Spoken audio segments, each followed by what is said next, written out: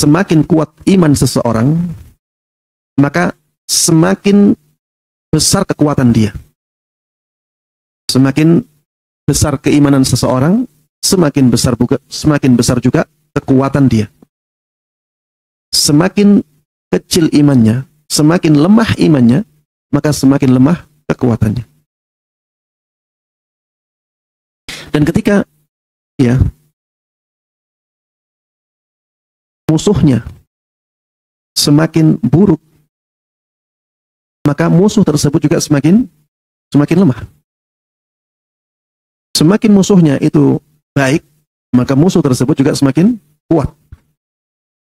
Makanya ketika musuh-musuh Allah itu semakin sombong, maka itu pertanda kekalahan mereka yang semakin dekat.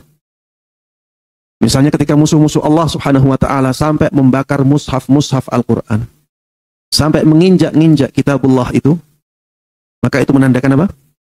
Kekalahan mereka yang sudah sangat dekat. Mereka akan dikalahkan oleh Allah Subhanahu wa taala karena saking buruknya mereka.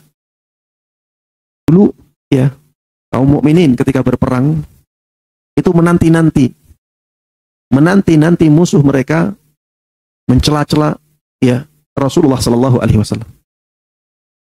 Ketika mereka sudah mencela Rasulullah sallallahu alaihi wasallam, biasanya Allah menurunkan kemenangan atas kaum mukminin. Karena saking buruknya mereka. Jadi mereka semakin buruk juga semakin lemah. Kaum muslimin juga demikian. Kaum muslimin semakin buruk amalannya, maka mereka juga akan semakin lemah kekuatannya. Ketika keburukan musuh ini terlalu, akhirnya kaum muslimin bisa mengalahkan musuhnya.